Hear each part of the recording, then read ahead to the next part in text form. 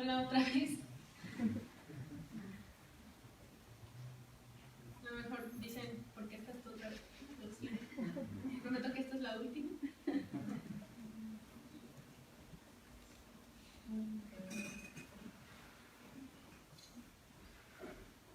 Bueno, mi tema es básicamente el éxito que ha tenido el rock, que ya mencionábamos, no es exactamente solo rock, sino un término general, del rock japonés en México y que ha pasado inadvertido en la mayoría de los casos. Bajo el contexto actual es difícil imaginar individuos en desconocimiento del papel que Japón juega en la cultura pop. Tecnología, moda, animación. La aceptación y naturalización de los productos japoneses ha progresado exitosamente, contribuyendo a la iniciativa de generar la prevalencia de Japón como marca a nivel mundial. Un suceso que se conoce como Cool Japan y del que probablemente habrá personas que sepan más que yo. Básicamente es el movimiento que genera Japón de tratar de vender la marca Japón como tal al resto del mundo. A México llega en 1974 Astro Boy, el anime, y a partir de ahí hasta la fecha se ha ido generando la cultura de traer anime. En los 70 se proyecta en México, en cadena nacional, animes clásicos como Candy Candy, Heidi, Meteor. Y para los 90 se da en México el boom del anime, con series como Senseiya o Caballeros de Zodiaco. ¿Por qué es importante mencionar el anime en esta situación? La popularidad de animes como este permitió la llegada de muchos más y amplió el grado de aceptación y el interés de las personas por la música y el idioma japonés, aun cuando su popularidad no se elevó con la misma facilidad con la que la hizo la del anime. Probablemente esta es una conclusión personal. Yo creo que se debe al hecho de que al proyectarse se generó la propuesta de hacerlo en su versión al español. Los openings y endings estaban traducidos o de hecho doblados al español. Entonces no se presentaba en México generalmente el producto original, la canción en japonés, perdón. No obstante, la necesidad a la que responde esta iniciativa del doblaje, que es la de atraer un público más amplio, de brindarles el producto de una manera más directa, generó otros medios de fanatismo en el que se pudo dar la inserción del japonés como idioma, que es por ejemplo el fandom, que es el doblaje fan, el cosplay y los covers. Todo esto se generó a través de convenciones de anime. En México es fácil encontrar manifestaciones de ello porque las hay en todos los estados de la República de diferentes tamaños y estilos, desde la Conque, que fue la primera en el 94, hasta la Comic Con, que es la más grande que hay en México con la TNT, y que han ido dispersándose y generando mayor ambiente para todos los fanáticos de estos estilos. Serán dichas convenciones donde las primeras instancias del rock japonés tendrán lugar en México y donde se darían los primeros casos de adaptación del género. Posteriormente voy a hablar acerca de esta adaptación del género al nacional, pero primero me gustaría hablar de las primeras bandas que llegaron a México. En pantalla tenemos a Blob, que es una banda de visual kei gótico, que dio su primer par de conciertos en México en el 2005 en su tour Vengeance for Blood 7, que se generó a través de un grupo de convenciones. Es decir, que los primeros conciertos de música japonesa se dieron dentro de las convenciones. Desde entonces a la fecha, el número de conciertos ha aumentado tanto en su frecuencia como en su variedad, éxito comercial y consiguiendo en el último lustro el mayor índice de eventos por año y el mayor rango de ventas. Estas iniciativas surgen precisamente por el grado de gente que asistía a las convenciones para la música o por la música. La tabla marca el rango de eventos de música japonesa programados en México desde 2005 a 2018, confirmados el pasado 19 de julio. En la primera columna se expresa la cantidad de eventos mantenidos durante el año, seguido por la cantidad de artistas que se presentaron en dichos eventos, incluyendo eventos que presentaban más de un artista, como las convenciones, por ejemplo. Finalmente, la cantidad de ciudades en que se realizaron los eventos, incluyendo aquellas ocasiones en que un mismo evento tuvo presencia en diferentes partes de la República. Si se dan cuenta, hay una especie como de crecimiento progresivo hasta el 2012, donde hay un pequeño declive y de nuevo sube. La realidad es que a partir de 2012 es cuando empiezan a tener realmente auge los conciertos japoneses como tal de música japonesa, no por su presencia en convenciones. Es decir, que los anteriores conciertos que hay en las listas, en su mayoría son de eventos pequeños que se dan dentro de las convenciones, en la presencia de algunos fans, unos 200, 300 fans, con personalidades muy pequeñas. Sí hay casos anteriores, como en 2006, donde se presentan bandas un poco más grandes, pero en su mayoría hasta el momento, hasta el 2011, 2012, la mayoría de las bandas se presentaban en convenciones. Por eso el número parece ser mayor, pero en realidad hasta 2012 es que empieza la industria como tal a surgir bien. A los fans no les era suficiente la presencia de los grupos en las convenciones. No tenían a las bandas que querían ver, no tenían acceso a los productos que querían obtener, no tenían producción suficiente para las bandas a que se presentaran adecuadamente, el tamaño de los venues no era adecuado, y así pues surgieron las empresas de promoción creadas por fans.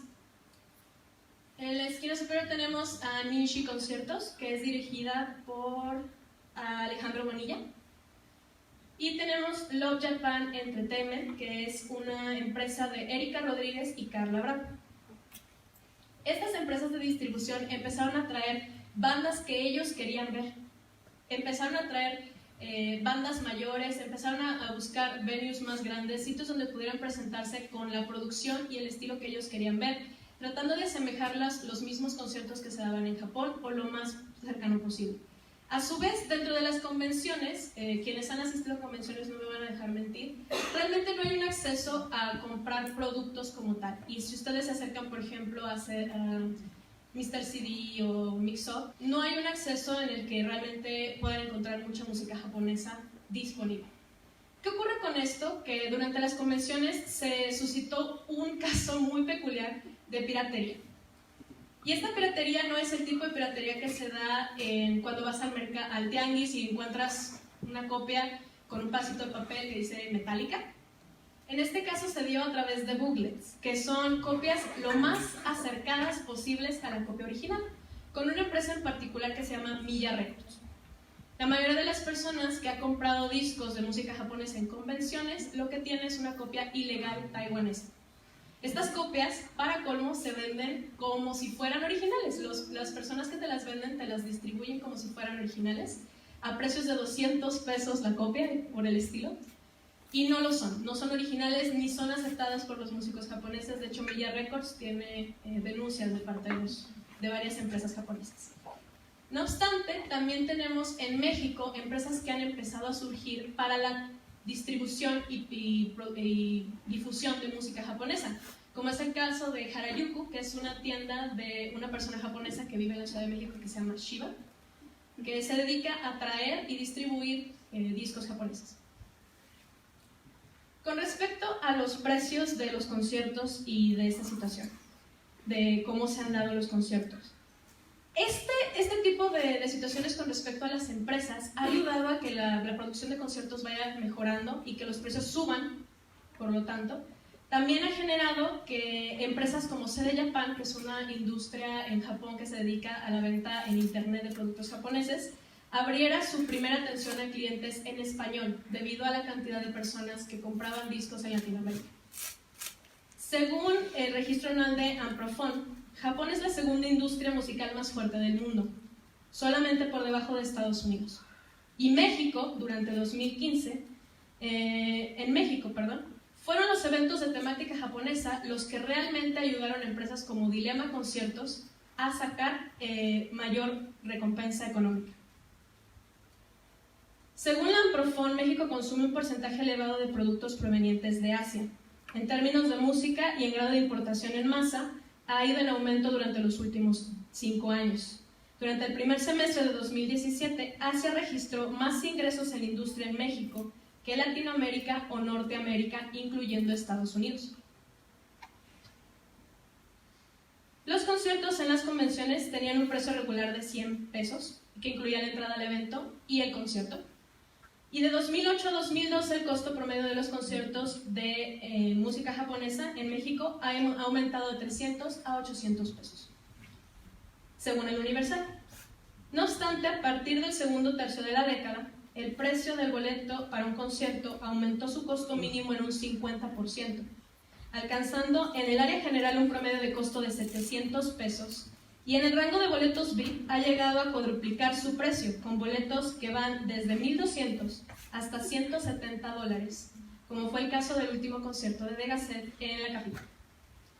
No obstante, además de esto, hay casos en particular, como el caso del concierto de BAMS, que se dio también en la Ciudad de México, donde se vendió un meet and greet que costaba 4,000 pesos sin la entrada al concierto.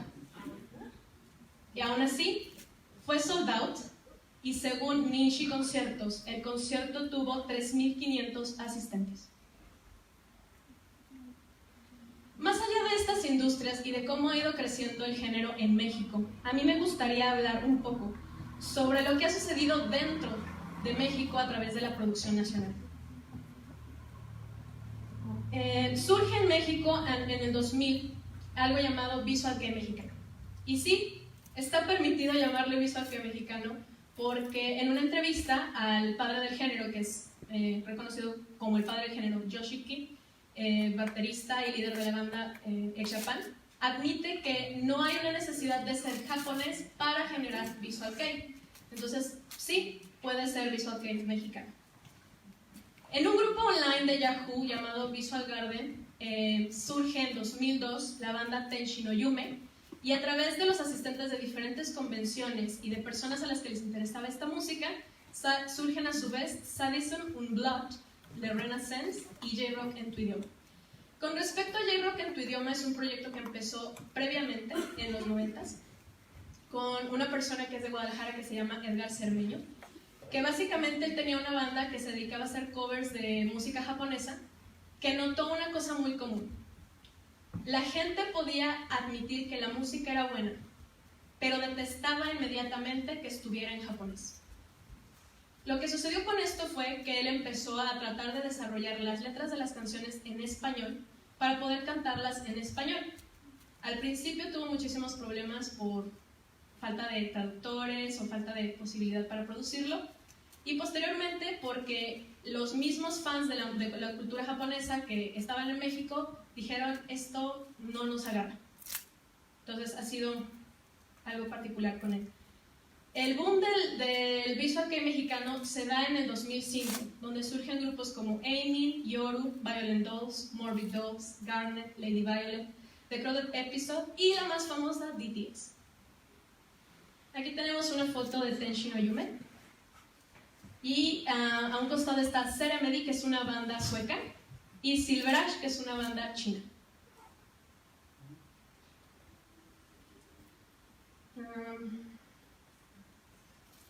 Estas bandas han emprendido carrera a través de fijarse en la estética del Visual Kei. Comenzaron como bandas recopilatorias de covers o algo por el estilo, tratando de asemejarse a bandas que ya existían, tratando de imitar lo que ya había en otras bandas, y posteriormente se fueron integrando para formar sus propios estilos, al punto en el que ya existe producción personal, ya no es solamente cover, ya no es solo imitación, ya tienen su propia serie de festivales, ya se presentan como teloneros de otras bandas de Japón, han abierto conciertos para bandas japonesas, y también han producido discos por sí mismos. Está el caso de 12 bandas que se juntaron para hacer VA Compilation Visual Kei México, en el cual vienen presentación de diferentes artistas mexicanos con covers y con producción nacional. Si bien el paso de la música japonesa apenas ha empezado a pavimentarse en México, a través de empresas selectas de difusión y comercialización, su éxito progresivo ha demostrado la certeza del crecimiento de la industria y la importancia que juegan los elementos de promoción para su financiamiento, sobre todo en las áreas donde la cultura de fans no alcanza a gestionar. Este mercado podría potencializarse en México de darse una activa presencia en medios de comunicación más diversos, permitiendo a su vez la apertura para el desarrollo de las empresas de aculturización recíproca que ha permitido, aportando a la lucha contra la piratería, el incremento de influjo de estos bienes y la producción de conciertos que se presentan en México. Con respecto a esto, aunque no lo consideren ustedes, México es una potencia cultural en ese sentido. Los países más importantes para la producción de gaijin visual kei, es decir, visual kei extranjero, son Chile, Suecia, Argentina, China, Alemania y México, con bastantes bandas a nivel nacional que han sido representativas y que se han mantenido a partir de los 2000 hasta la fecha. En la actualidad se está trabajando por dar a conocer el género y tratar de brindarles un espacio de expresión que le permita a la gente conocerlo, que no lo limiten por un género de fanatismo al anime o algo que tenga que ver solamente con la cultura otaku, sino que se le reconozca como género musical o como una posibilidad de un movimiento cultural en México. En la Ciudad de México ya ha habido una serie de festivales, pero lamentablemente en la mayoría de los casos el acercamiento es solamente para personas que ya están en la cultura previamente. No hay personas que se acerquen por conocerlo. Entonces, básicamente el círculo de personas que se mueven dentro de estas presentaciones son las mismas. Las personas que ya saben de visual kei, que ya saben de cultura japonesa, no un acercamiento de académicos o de personas interesadas en los movimientos culturales en México, que puedan estudiar y dar a fondo la importancia que tiene este tipo de movimientos que surgen en este país con respecto a estas subculturas o grupos juveniles que toman o adueñan otra cultura para representar. ¿Tú, Serena?